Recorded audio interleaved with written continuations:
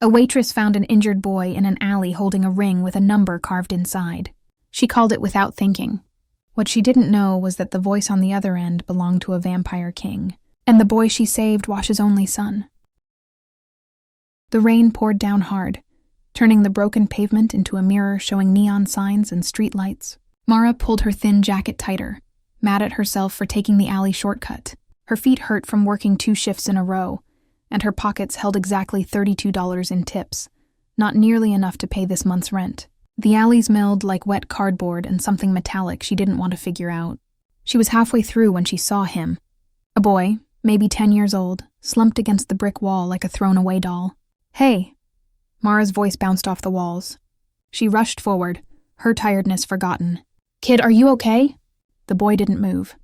As she got closer, her breath stopped. His clothes were strange.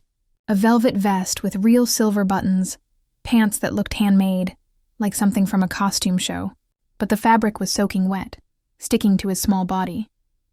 Mara dropped to her knees beside him, not caring about the puddles soaking through her jeans.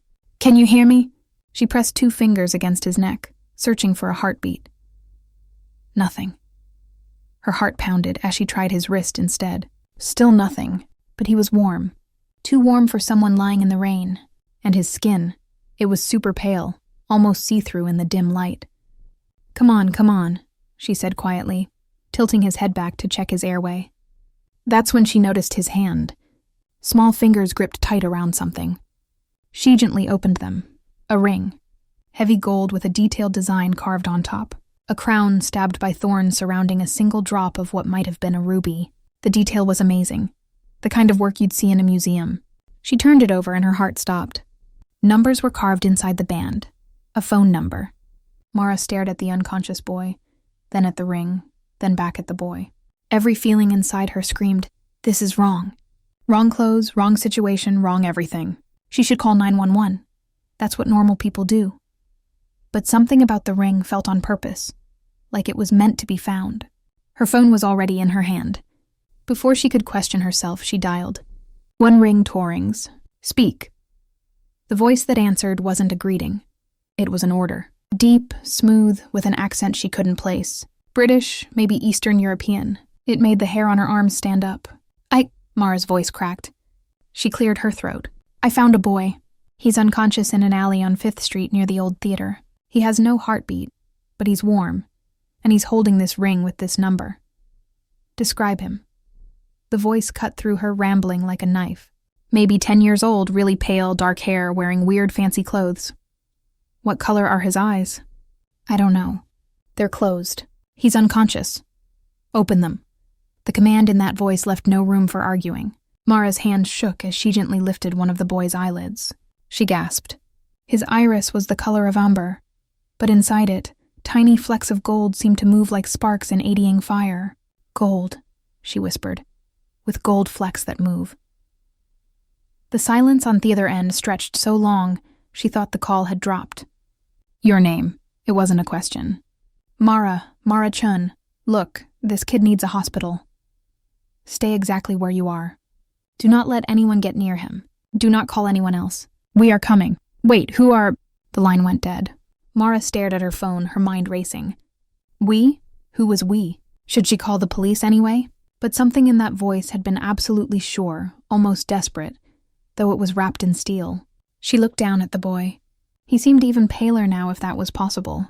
Without thinking, she took off her jacket and laid it over him, then sat back against the wall beside him, keeping watch. 3 minutes passed. Then she heard them. No sirens, no screeching tires, just the whisper-quiet purr of expensive engines. 2 black cars glided into the alley, sleek and dangerous-looking. They shouldn't have fit. The alley was too narrow, but they moved with impossible precision, stopping just feet from where she sat. The doors opened at the exact same time. The figures that came out wore long coats that gleamed like oil in the rain. 5 of them, moving with a grace that made Mara's dancer friends look clumsy. They wore no uniforms, but something about the way they moved screamed military. The tallest one came forward first. In the shadows of his hood, she caught a glimpse of sharp cheekbones and eyes that reflected the light strangely, too bright, like a cat's. "You called the king," he said, his voice respectful but careful as he knelt beside the boy.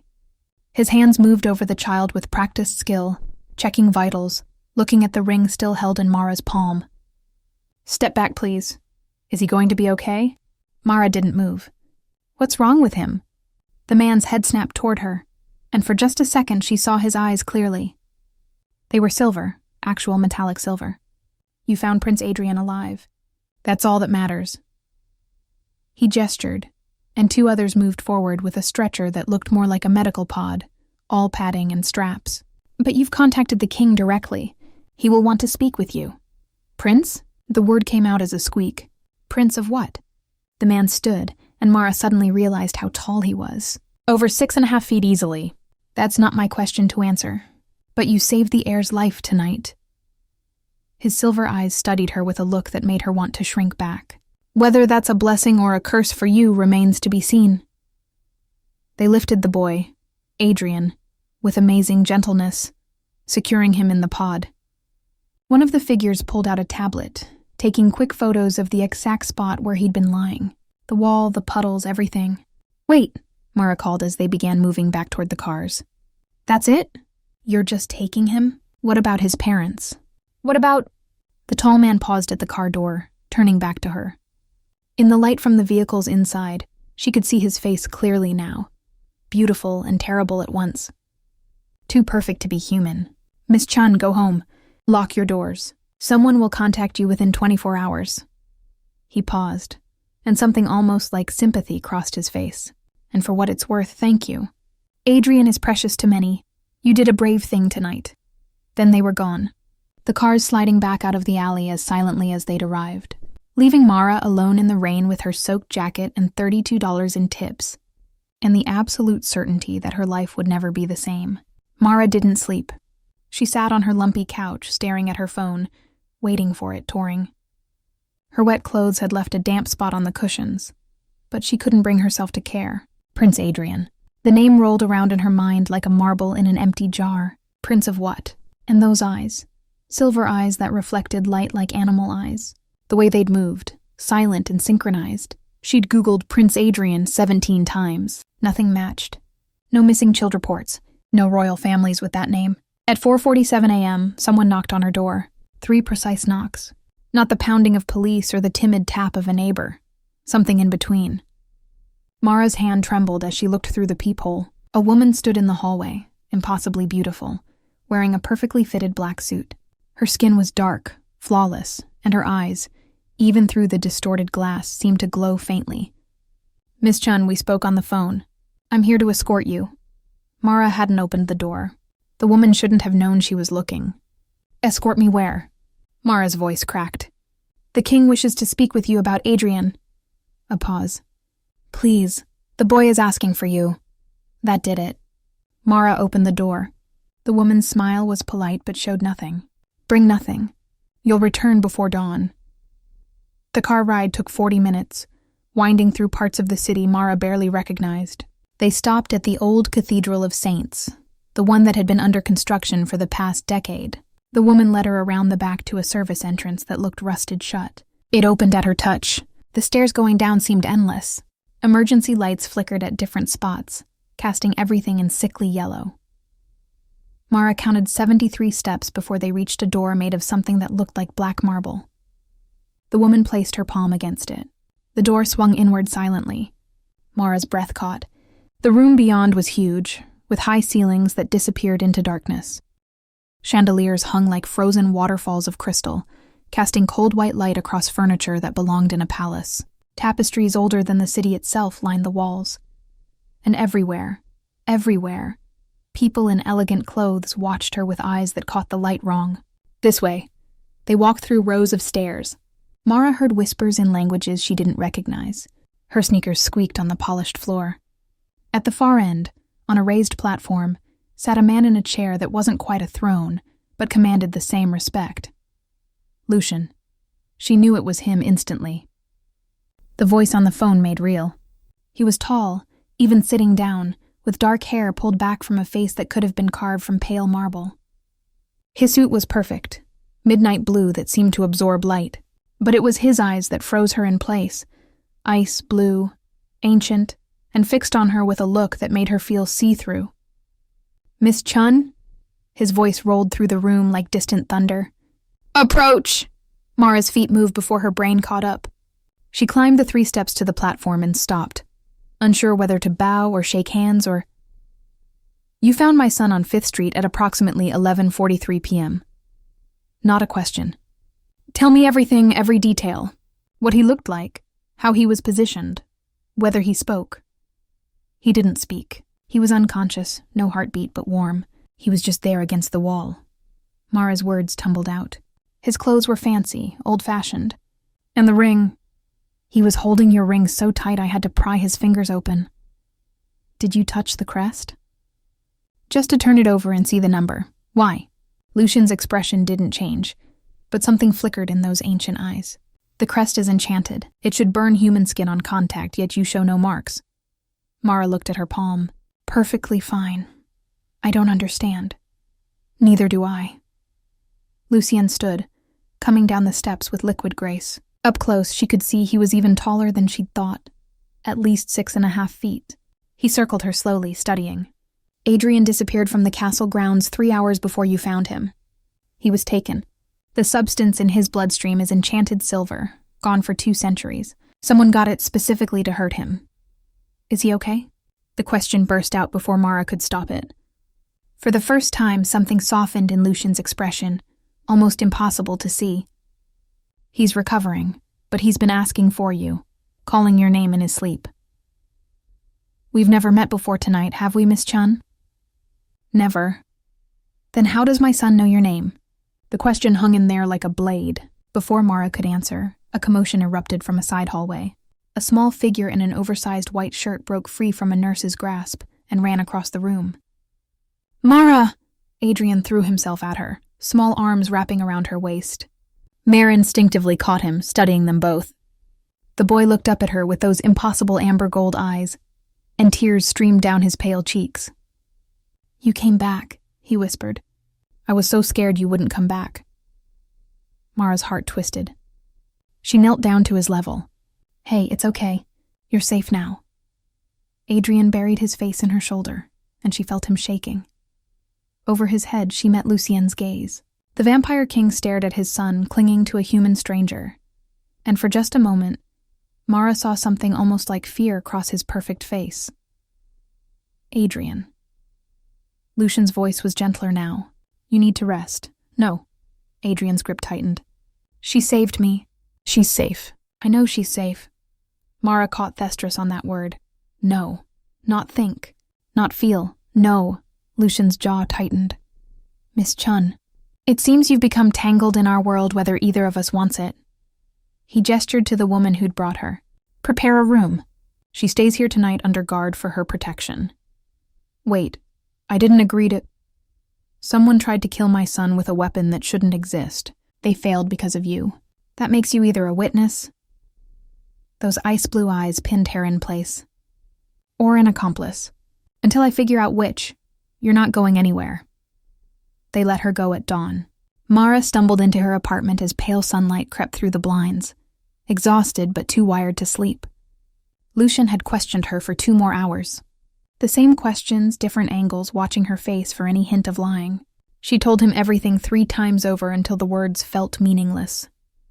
Adrian had finally been convinced back to bed, but not before making her promise to come back. The way he looked at her, like she was the only solid thing in a world falling apart, haunted her more than the silver-eyed guards or the underground palace. She showered, changed into her diner uniform, and caught the bus to work. Normal. She needed normal. The morning shift crawled by in a blur of coffee refills and breakfast orders. Mara kept glancing at the windows, half expecting to see those sleek black cars, but there was nothing. Just regular people living regular lives, completely unaware that beneath their city lurked an entire world of what? Vampires. The word felt ridiculous even thinking it. But those eyes, the way they moved, the underground palace. "Prince Adrian, table 6 needs a refill. Mara." Her manager's voice snapped her back to reality. She grabbed the coffee pot and made her rounds. Table 6 was occupied by a man in a gray hoodie, face hidden, nursing a cup of black coffee that had gone cold an hour ago. He'd been there since she arrived. Mara approached. "Warm that up for you?" He looked up and her hand froze. His eyes were completely normal, brown, tired, human. But something in the way he watched her made her skin crawl. "No, thank you." His voice was soft, polite. "Actually, I think I'm done." He stood, leaving a $20 bill on the table. Way too much for one coffee. And beneath it, a silver coin. Mara's blood turned to ice. She'd seen that metal before, heard Lucian describe it. Enchanted silver gone for 2 centuries. By the time she looked up, the man was gone. Her hands shook as she picked up the coin. It was warm, almost hot, with symbols carved around the edge that seemed to shift when she wasn't looking directly at them. In the center was that same crest, a crown stabbed by thorns. She pocketed it quickly, looking around. 2 other customers sat in the diner, both absorbed in their phones. Through the window, she saw the man in the gray hoodie across the street, standing perfectly still, watching. Then he turned and walked away. Mara's shift ended at 3. She took a different route home, checking over her shoulder every few steps. The streets felt wrong somehow, like stage sets with actors hidden in the wings. At the corner store, she bought instant noodles and noticed the clerk's hands. Normal, human. She'd never been so relieved to see someone bite their nails or have a crooked thumb. Her apartment building looked the same as always. Worn brick, graffiti on the door, broken intercom. She climbed the 4 flights of stairs, keys already in hand. Inside, she locked the door, threw the deadbolt, and jammed a chair under the handle like she'd seen in movies. Then she pulled out the silver coin. In the light from her window, the symbols seemed clearer. Not words exactly, but meaning flowed into her mind anyway. Marked, witnessed, found. Her phone rang. Unknown number. "Hello? Miss Chun." Lucian's voice, though she hadn't given him her number. "Where are you?" "Home." "How did you?" "Stay away from your windows. Lock every door. My people are on their way." "What? Why?" "Because someone left a tracking coin at your workplace 30 minutes ago, and every hunter within 50 miles now knows exactly where to find the human who saved Adrian." His voice was tight, controlled fury. "They're coming for you." The line went dead. Mara's heart pounded. She backed away from the window, coin held in her shaking hand. That's when she noticed the glass, fog, condensation on the inside of her window, even though it wasn't cold. And written in the fog, one word in elegant handwriting: "They know." A crash from the fire escape made her spin around. A figure in dark clothing dropped onto her balcony, face hidden by a mask. Then another and another. Mara ran for her door, fumbling with the chair. Behind her, glass shattered. Cold air rushed in. She got the door open just as a hand grabbed her shoulder. She screamed, twisting away, and threw the silver coin at her attacker's face. The figure pulled back with a hiss, smoke rising from where the coin touched skin. Mara didn't wait. She ran. The hallway blurred as she sprinted for the stairs. Behind her, footsteps. Too many footsteps. She took the stairs 3 at a time, nearly falling, catching herself on the railing. 2nd floor, 1st floor. The lobby. The building's front door exploded inward, but it wasn't the hunters. Silver eyes gleamed in the darkness as figures in black coats poured through, moving with that same predatory grace. The tall one from the alley, the one who'd called Lucian king, pointed at her. "Get her out now." Strong hands lifted her, and then she was moving faster than should be possible.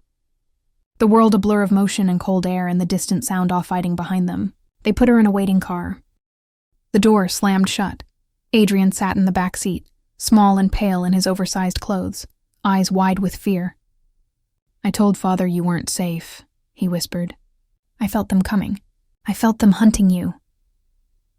The castle rose from the mountains like a crown of stone and shadow. Mara pressed her face against the car window, watching as they wound up roads that shouldn't exist, through forests too thick and too dark for this close to Thessaly. Adrian sat beside her, silent now, his small hand gripping hers with surprising strength. His amber eyes tracked every shadow, every movement outside. "How far are we from the city?" Mara asked. The driver, silver eyes reflecting in the rearview mirror, didn't answer. 2 hours, Adrian said quietly. "But we've been driving for 20 minutes. "The roads! They're not normal roads." Mara decided she didn't want to understand that. The castle gates opened without anyone touching them. Inside, the courtyard was huge, lit by torches that burned with flames too blue to be natural. Figures moved in the shadows, servants, guards, others she couldn't identify. All of them stopped to watch as she stepped out of the car, a human in their world. This way. A new voice, crisp and female. A woman with silver hair and violet eyes came forward, wearing robes that shimmered like oil on water. The king has called an emergency meeting. You're to attend. Wait, I should change. I'm still wearing... There's no time. The woman's gaze flickered over Mara's diner uniform with barely hidden disgust. The court gathers. They walked through hallways that seemed to shift, doors appearing and disappearing at the corners of her eyes. Adrian stayed close, his hand still holding Mara's. Finally, they reached massive double doors carved with scenes of battles and ceremonies. The doors swung open. The room beyond stole Mara's breath. It was circular, ringed with balconies where hundreds of figures stood watching. At the center, a round table made of black stone, and around it sat 12 beings who gave off power like heat from a furnace. Lucian stood at the head, still wearing that midnight blue suit, looking like death carved from ice. Bring her forward. Mara's escort nudged her toward the center. Adrian tried to follow, but the silver-haired woman held him back. He struggled, eyes flashing gold. Adrian, stay. Lucian's voice cracked like a whip. The boy froze, tears gathering in his eyes, but he obeyed. Mara stood alone in the circle, surrounded by creatures that wore human faces, but were anything but human. She could feel their eyes on her, predatory and judging. Members of the court, Lucian began, his voice carrying to every corner. This is Mara Chun, the human who found Adrian and contacted me directly. The human who touched the royal crest without burning. The human who was marked by hunters with extinct silver. Murmurs rippled through the balconies. A man at the table stood, broad-shouldered with a scar cutting across his face and eyes like molten copper. A human in the castle is forbidden, Lucian. Even for you, General Thorne. Lucian's tone was ice. My son was poisoned with enchanted silver and left to die in a human alley. Someone in our world worked with hunters. Until I know who, this human stays under my protection. She's a witness or a spy. A woman with white blonde hair leaned forward, her smile showing too many teeth. How convenient that she found him. How convenient that the crest didn't burn her. Perhaps she's been marked by the hunters for years, trained for exactly this moment. Lady Vex raises a valid point. Another council member, ancient-looking with paper-thin skin. The girl reeks of human weakness. She could be compromised without even knowing it. Mara's hands clenched into fists. I'm standing right here, and I'm not compromised or trained or whatever else you want to accuse me of. I found a kid dying in an alley, and I helped him. That's it. The silence that followed was suffocating. Then Lady Vex laughed, sharp and cruel. It speaks. How charming. Enough. Lucian's voice dropped to a deadly quiet. Adrian has shown an unprecedented attachment to this human. When the hunters attacked her apartment, he felt it across the city through protections that should have blocked such connection. He alerted us before our own scouts detected the threat. That caused a stir. Council members exchanged glances. General Thorne's expression darkened. A psychic bond between the heir and a human. That's impossible unless... He didn't finish, but the implication hung heavy in the air. What? Mara demanded. Unless what? The ancient council member spoke, his voice like dry leaves. Unless you share blood. Unless you're family. But that would mean... He turned to Lucian. Where is Adrian's mother? You never told us what became of her. Lucian's face could have been carved from stone. That's not relevant. It's extremely relevant. Lady Vex stood now, her voice sharp. If this human is somehow connected to Adrian's mother, if there's a bloodline we weren't told about, Adrian's mother is dead. Lucian's words cut through the rising chaos. She died 10 years ago. There is no connection. But Mara saw it, just for a second.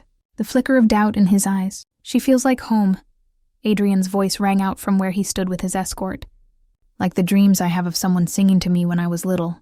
Like safety. His voice cracked. Why won't anyone believe me? The court erupted into arguments. Accusations flew. General Thorne demanded Mara be imprisoned for questioning. Lady Vex suggested executing her to break whatever unnatural bond existed. Others debated the implications of a human-vampire connection. Through it all, Lucian stood silent, his ice-blue eyes locked on Mara. Finally, he raised one hand. Silence fell instantly. Mara Chun will remain in the castle as Adrian's attendant, under guard, under observation, under my direct authority. Anyone who harms her answers to me personally. His gaze swept the council. Meeting dismissed. As the court filed out, Mara heard the whispers. The king protects a human. The heir is compromised. This will end in blood. They gave Mara a room in the East Tower. Stone walls, a 4-poster bed that looked older than her grandparents, and a window that overlooked forest stretching to the horizon. A guard stood outside her door. For her protection, they said. It felt like a prison. She'd been there for 3 hours when Adrian slipped through her door, quiet as a shadow. How did you get past the guard? Mara asked, sitting up on the bed. Adrian smiled, the first real smile she'd seen from him. Secret passages. The castle has hundreds. My father doesn't know I found most of them. His smile faded. I needed to talk to you alone. Adrian, if they catch you here, I don't care. He climbed onto the bed beside her, suddenly looking every bit the scared 10-year-old he was. They're lying. My father, the court, all of them, about my mother. Mara's heart squeezed. What do you mean? He says she's dead, but I dream about her. Not like memory dreams, like she's trying to reach me. She sings this lullaby in a language I don't understand, and she tells me to wait, that she'll find me. His amber eyes glistened. The night I disappeared, I snuck out because I got a message. Someone said they knew where my mother was. They said they'd tell me if I met them by the old theater. Mara's blood ran cold. The theater on 5th Street? Where I found you. Adrian nodded. I waited there for an hour. Then someone came from behind and I felt something sharp in my neck. Everything went dark. When I woke up for a second, I saw a woman standing over me. She was crying. She said my name and touched my face, and then... He frowned, struggling with the memory. Then she put something in my hand. The ring. Your number was already inside it. That doesn't make sense. How would she have my number? I don't know. But right before I passed out again, she whispered, She'll save you. She'll understand. Tell her about the library. The library? Adrian slipped off the bed and held out his hand. Come on, I'll show you. The secret passages were narrow and dark, lit by Adrian's phone. They twisted through the castle's bones, behind walls and under floors, until finally coming out in a room that smelled of dust and old paper. The library was massive, 3 stories of shelves spiraling up toward a domed ceiling, painted with constellations. Books in languages Mara couldn't read lined every surface. Over here. Adrian led her to a back corner where a section of books looked newer than the rest. He pulled one out, a leather journal with no title. Inside, the pages were filled with sketches and notes, diagrams of symbols, maps of Thessaly, and photographs. Mara's hands trembled as she flipped through them. The photographs showed a woman with dark hair and warm brown eyes, human-looking, standing beside a younger Lucian. They looked happy, in love. That's her, Adrian whispered. That's my mother. Her name was Elena. Mara turned the page and froze. The next photo showed Elena holding a baby, Adrian presumably, but beside her stood another woman, younger, maybe 18. The resemblance was striking. Same dark hair, same warm eyes, same smile. Beneath the photo, a caption in elegant handwriting. Elena and her sister May, 3 months before the attack. Sister? Mara breathed. Her mother's name had been Mei Chen. What? Adrian leaned closer. Mara's mind raced. Her mother had died when she was 5. A car accident, her father said. But there had been things that didn't add up. The closed casket. The way her father refused to talk about it. The way they'd moved across the country right after. She flipped to the next page, and her world tilted. A symbol. The same crown stabbed by thorns from the ring, from the silver coin. But here it was labeled Hunter's Mark. House of Chun. Status eliminated. Oh my God, Mara whispered. Adrian grabbed her arm. What? What does it mean? Before she could answer, the journal was ripped from her hands. Lucian stood in the doorway, his face a mask of controlled fury. Behind him, General Thorne and 2 guards. Adrian, to your room. Now. Father, I can explain. Now. Adrian's face crumpled, but he obeyed, shooting Mara one last desperate look before disappearing through a different door. Lucian stepped closer, the journal in his hand. How much did you see? Enough, Mara's voice shook but held steady. Elena was my aunt. My mother was Mei Chun, the House of Chun. That's my family, the hunters who supposedly went extinct. She laughed bitterly. You killed them. You killed my family. Your family tried to assassinate me. Lucian's voice was cold as winter. They poisoned Elena to get to me. She was human, vulnerable. By the time we realized what they'd done, it was too late. Something cracked in his composure. She died giving birth to Adrian. Her last words were begging me to spare her sister, your mother. So I did. I let May live on the condition that she disappeared, gave up the hunt, lived as a normal human. And the car accident? Lucian's silence was answer enough. You killed her anyway, Mara whispered. No. General Thorne stepped forward, his copper eyes gleaming. Rogue hunters did. May had something they wanted. Information about a weapon. Enchanted silver. She wouldn't give it up, so they killed her. His smile was sharp. They've been searching for her daughter ever since. And now you've delivered yourself right to us. The pieces clicked together. The tracking coin. The way Adrian sensed her. The connection. She wasn't just a witness. She was bait, and the hunters were already inside. You're going to use me to draw them out. Mara's voice was flat, emotionless. Shock had given way to cold clarity. Lucian studied her with those cis blue eyes. Yes, at least he was honest. They want whatever your mother hid, General Thorne added, circling her like a predator. Information about how to create enchanted silver. The last sample was used on Adrian as a test. If they can make more, they can kill every vampire in this castle. So you'll dangle me in front of them like a worm on a hook. We'll protect you, Lucian said, but they need to believe you're vulnerable, alone. I am alone. Mara's laugh was bitter. I have been since I was 5. Something flickered across Lucien's face. Regret? Sympathy? It was gone too quickly to tell. There's another coin, Mara said suddenly. The man at the diner left one. I threw it at the hunter in my apartment. It burned him. That means they're already making more silver. Your window is closing. Lucian and Thorne exchanged glances. Where's the coin now? Thorne demanded. My apartment. Unless your people grabbed it. Lucian pulled out his phone, speaking rapid commands in a language Mara didn't recognize. He listened, then cursed softly. The coin is gone. Someone took it during the cleanup. Inside job, Thorne growled. Someone in the castle is feeding them information. Which means the trap needs to be sprung now, tonight. Lucian turned to Mara. Can you retrace your steps? Go back to where you first met the man in the diner? You want me to walk around the city as bait? With an elite guard shadowing you, they'll be invisible, but they'll be close. Lucian stepped closer. And despite everything, Mara felt the weight of his presence. Ancient, powerful, dangerous. I won't let them take you. But I need to know who in my court is betraying us. Mara thought of Adrian, of the fear in his eyes, of her mother, her Aunt Elena, all the secrets and lies. Fine, but I have one condition. Lucian raised an eyebrow. When this is over, you tell me everything. No more secrets. I want to know what my mother was protecting. I want to know why Elena died. All of it. A long pause. Benno agreed.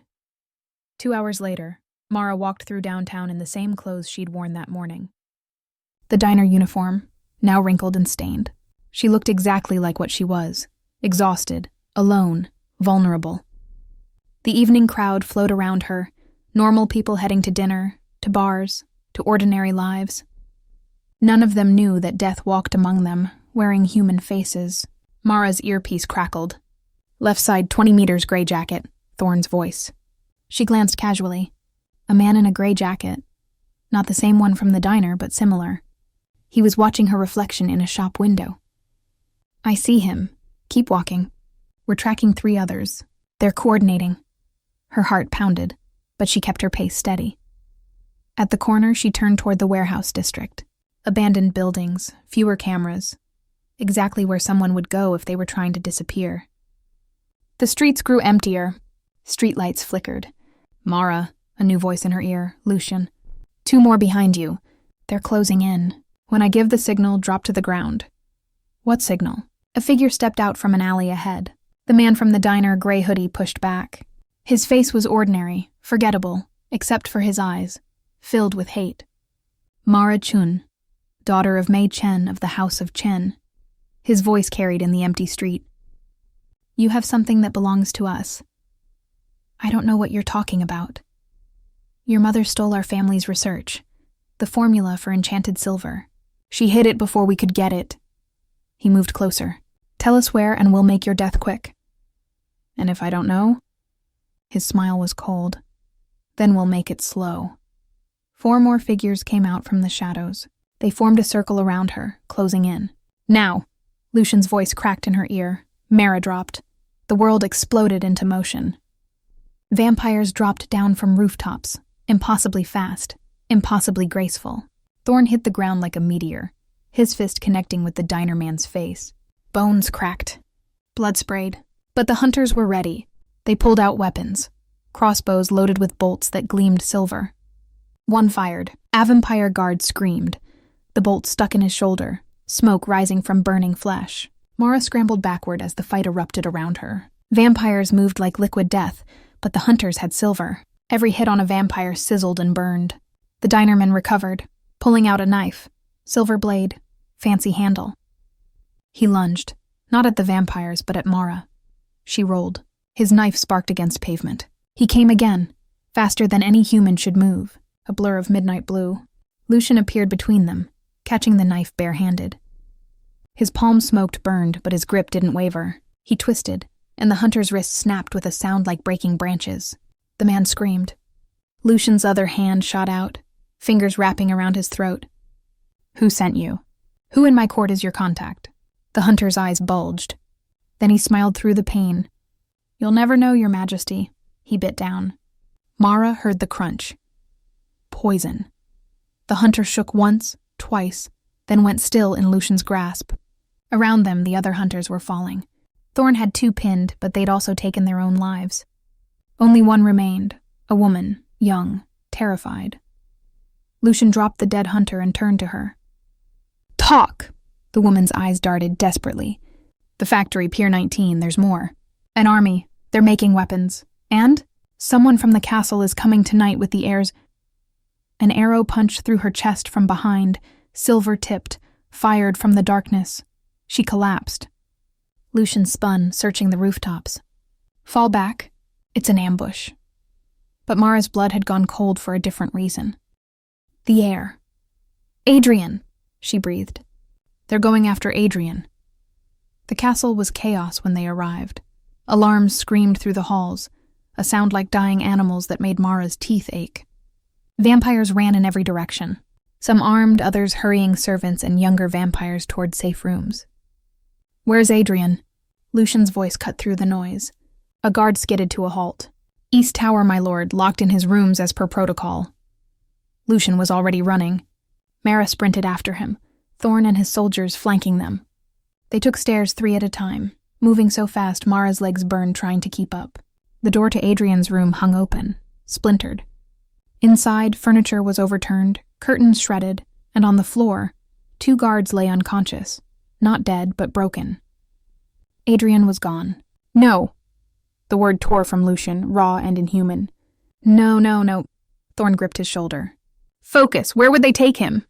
A voice echoed from the doorway. "To the courtyard where everyone can watch," they turned. Lady Vex stood there, her white blonde hair perfect, her smile sharp, but her hands were empty, her posture relaxed. "You..." Thorn's hand went to his weapon. "Not me, General. Though I wish I could take credit for such a bold move." She stepped aside, gesturing down the hall. "General Cassius sends his regards. He's waiting in the courtyard with the boy. Says if the king wants him back, he should come collect him." Lucian moved like lightning, hand around Vex's throat, slamming her against the wall. "Where is my son? Didn't you hear?" "The courtyard." Vex's smile never wavered, even as her feet left the floor. He's challenging your rule, Lucian, calling you weak, compromised by humans. Says the air is tainted by the Chun bloodline and must be cleansed. Cassius has been loyal for 2 centuries. Loyal to the throne, not OU. Vex's eyes gleamed. The court has been whispering for years about Elena, about how you let her family live, about how you've grown soft. Her gaze slid to Mara. And then you bring a human into the castle, the niece of the woman who poisoned your mate. The court sees weakness, Lucian, and Cassius is offering them strength. Lucian dropped her.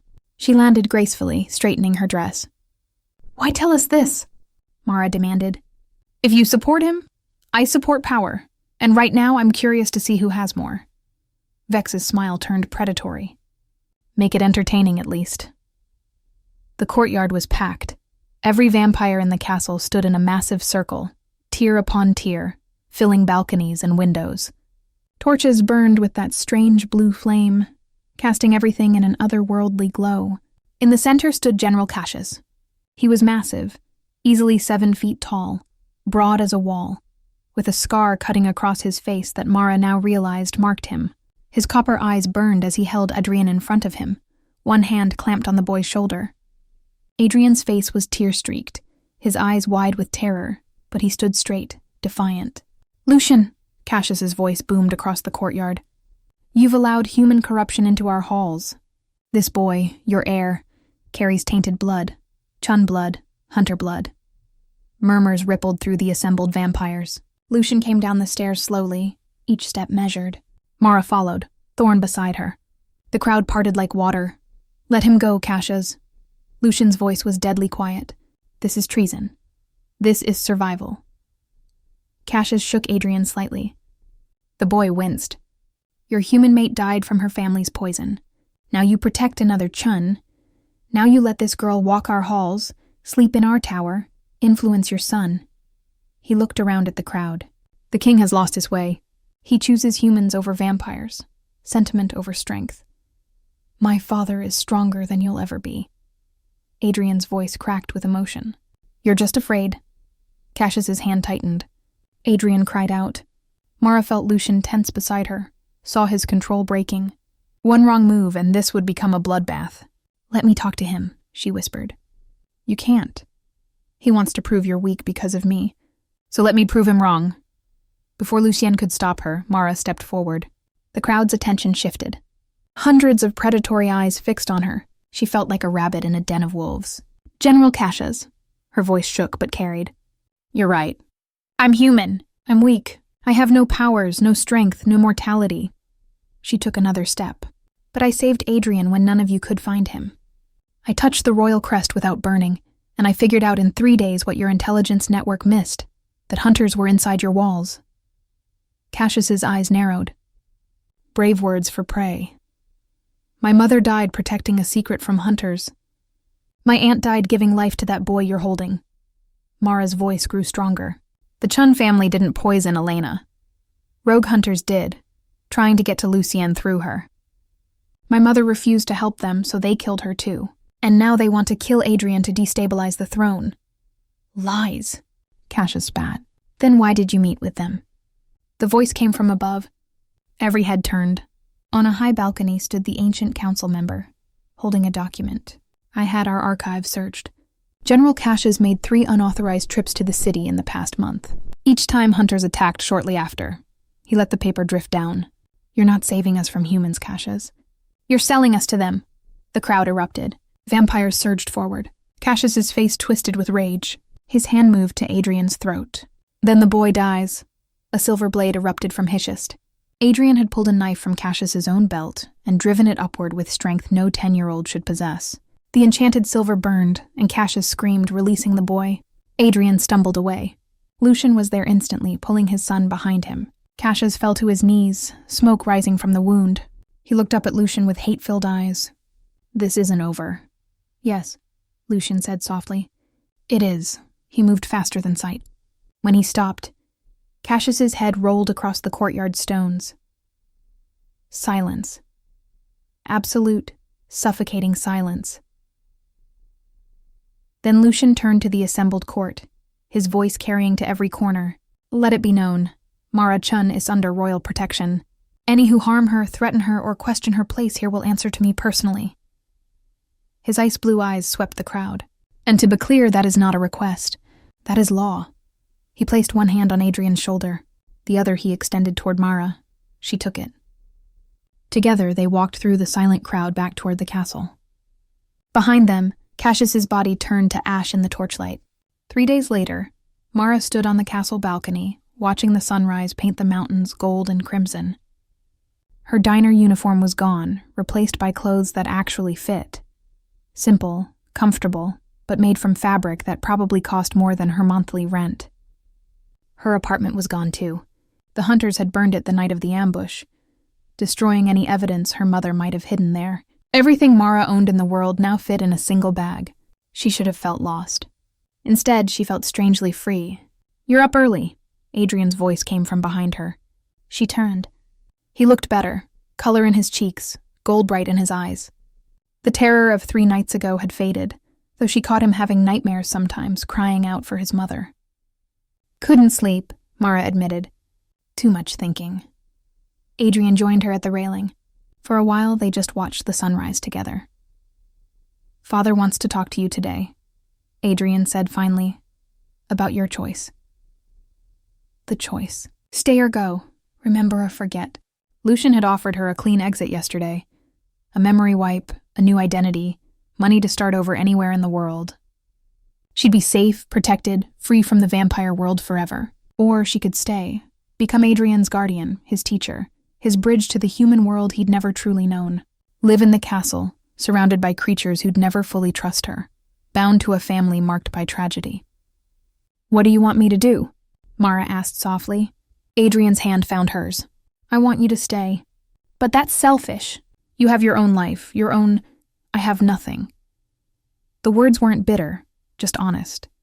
No family, a job that barely paid rent, an apartment full of secondhand furniture and frozen dinners. She squeezed his hand. "But here I have you. I have purpose. I have something that matters." Adrian's eyes shimmered. "You really mean that?" "Yeah, kid. I really do." He threw his arms around her waist, burying his face in her side. Mara held him.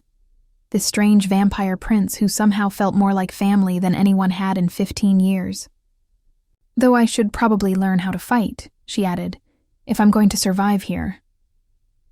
Adrian laughed, the sound bright and clear. "Thorn already volunteered to train you. He says anyone who throws enchanted silver at a hunter's face has potential. That's terrifying and oddly sweet." "Miss Chun." Lucian's voice made them both turn. He stood in the doorway, perfect as always in a dark suit. But something in his expression was softer than she'd seen before. "May I speak with you, alone?" Adrian reluctantly let go, shooting his father a warning look before disappearing inside. Lucian joined her at the railing, and for a long moment they stood in silence. "I owe you an apology," he said finally. "Several. Actually, for using you as bait, for not telling you about your family, for the years your mother spent in hiding because of my world. She made her choice. Mara said, to protect whatever secret she had, to protect me. The formula was hidden in a lullaby." Lucian's voice was quiet, the one Ellen used to sing to Adrian. "Your mother encoded the enchanted silver formula into the melody and lyrics, a language only the Chun family understood. That's why the hunters wanted Adrian. They thought if they tortured him enough, he'd remember the song completely." Mara's breath caught. "That's why head reams of his mother singing." "Yes. The memory is locked in his mind, unreachable even to him. Your mother made sure the secret died with her." Lucian's ice blue eyes met hers. "But Adrian connects to you because you carry her blood. You're the closest thing he has to his mother, to Elena." "Is that why you're letting me stay? Because I'm useful?" "No." The answer was immediate, firm. "I'm letting you stay because Mycen needs you, because you've proven yourself 10 times over, and because..." He paused, something vulnerable flickering across his face. "Because Elena would have liked you. You have her courage, her kindness." Mara felt tears prick her eyes. "I wish I'd known her, known my mother as she really was. I can tell you stories when you're ready." Lucian Shan rested on the railing near hers, not touching, but close. This world is dangerous, Mara. There will be more threats, more politics, more nights where death comes calling. The hunters won't stop. The court will test you. And Adrian, his voice softened, he'll need you more than ever as he grows into his power. I know. Mara straightened her shoulders.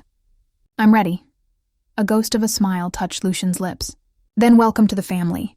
Mara Chun, official guardian to the heir, bridge between worlds, and apparently the only human brave or foolish enough to throw silver at armed hunters. Definitely foolish, Mara agreed. Behind them, Adrian appeared in the doorway again, unable to contain his excitement. So you're staying? Really staying? Mara turned, opening her arms. Adrian launched himself at her, and she caught him, spinning once before setting him down. Really staying. The morning sun crested the mountains fully, bathing the three of them in golden light. Below, the castle was waking, servants moving through halls, guards changing shifts, the ancient world of vampires continuing as it had for centuries. But something had changed. A human stood in the heart of it now, bound by choice and blood to a lonely prince and his grief-stricken father. Mara looked out at the horizon, where the forest met the sky, where darkness and light touched. Somewhere out there, hunters plotted, enemies schemed, secrets waited to be uncovered. But here, on this balcony, she'd found something she'd been searching for since she was 5 years old, a place to belong, a reason to fight, a family worth saving. And as Adrian chattered excitedly about all the things he wanted to show her, and Lucien watched them both with something almost like hope in his ancient eyes, Mara smiled. Her story was just beginning.